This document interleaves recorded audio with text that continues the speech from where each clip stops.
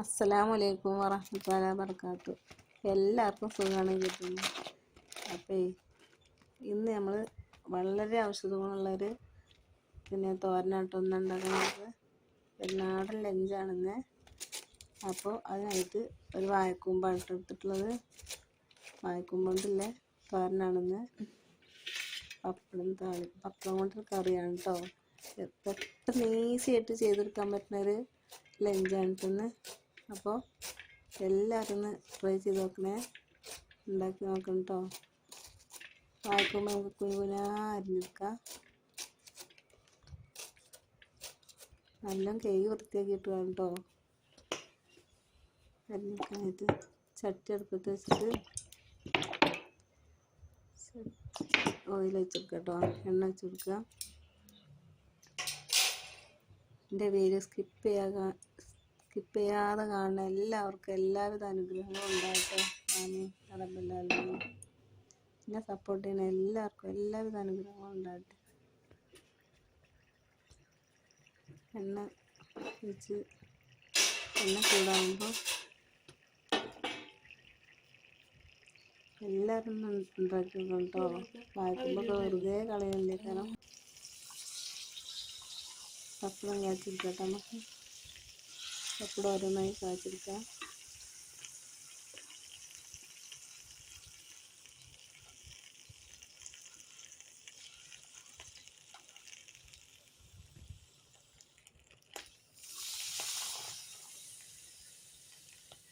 നല്ല ടേസ്റ്റാണ്, നല്ല ഹെൽത്തിയാണ്, യാതൊരു കെമിക്കലും ഇല്ല. അതിനാണ്ട് വീട്ടിൽ തന്നെ ഉണ്ടാക്കിയാണ് കേട്ടോ. നമ്മൾ വീട്ടിൽ തന്നെ ഉണ്ടാകുമ്പോൾ നമ്മൾ വേറെ ഒന്നും ഇടുന്നില്ല. ജൈവവളം മാത്രം ഇട്ടിട്ടില്ല വാഴക്കൂമ്പാണ് കേട്ടോ.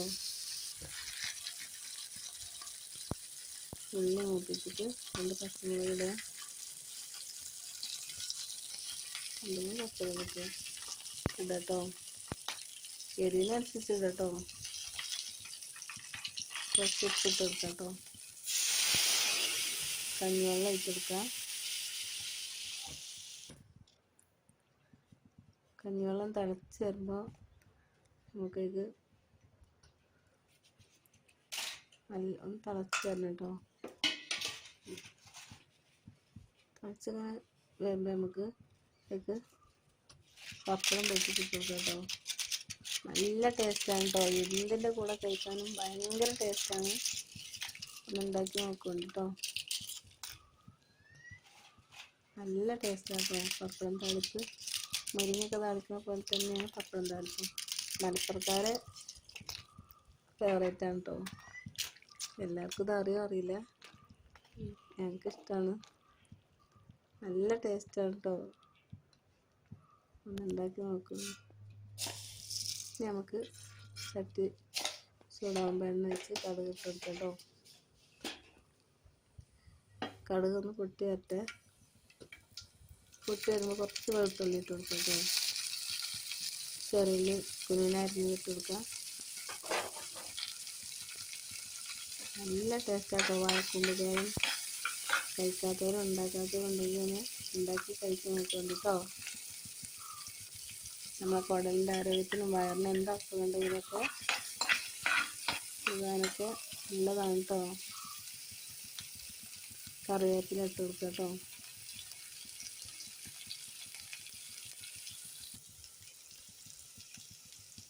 വാഴക്കൂമ്പ് കൊത്തിയരിഞ്ഞ് ഇട്ട് കൊടുക്കുക കേട്ടോ. കുഞ്ഞിനരിഞ്ഞത്. ചില ആൾക്കാർ ഇതിൻ്റെ വെള്ളം മാത്രമേ ഉപയോഗിക്കുള്ളൂ. അങ്ങനെ നല്ല കേട്ടോ. ഇത്രയും ഭാഗത്ത് എടുക്കുക. കാന്താരിമുളക് കേട്ടത്, ചീനമുളക് അതിട്ട് കൊടുക്കുക. ഫുള്ള് മഞ്ഞൾപ്പൊടി ഇട്ട് കൊടുക്കുക കേട്ടോ. നാളികേരം ഇട്ട് കൊടുക്കുക കേട്ടോ. അരമുറി നാളികേരം കേട്ടോ. നാളികേരം ഇട്ട് കൊടുത്തിട്ട് ഇങ്ങനെ ഇട്ട് കൊടുക്കാം. നന്നായി വഴറ്റി കൊടുക്കാം കേട്ടോ. നന്നായി വഴറ്റി കൊടുക്കുക. ചില ആൾക്കാർ ഇതിൻ്റെ വാഴക്കൂമ്പിൻ്റെ കറ കളയും. കറ ഒരിക്കലും കളയാൻ പാടില്ല കേട്ടോ. കറ കളയണം നിർബന്ധമില്ല അവർക്ക്. ഇത് കൊത്തി അരിഞ്ഞതിൻ്റെ ശേഷം കുറച്ച് ഉപ്പ് ഉപ്പ് ഇട്ടുകൊണ്ട് കുഴച്ചുകൊണ്ട് നല്ലോണം ഇതാക്കി വെച്ചുകൊണ്ട് മൂടി വെച്ചാൽ കുറച്ച് കഴിഞ്ഞാൽ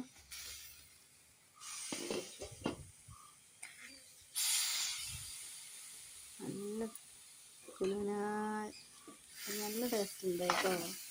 വെച്ചാൽ നമുക്ക് ഫുഡ് കഴിക്കാം.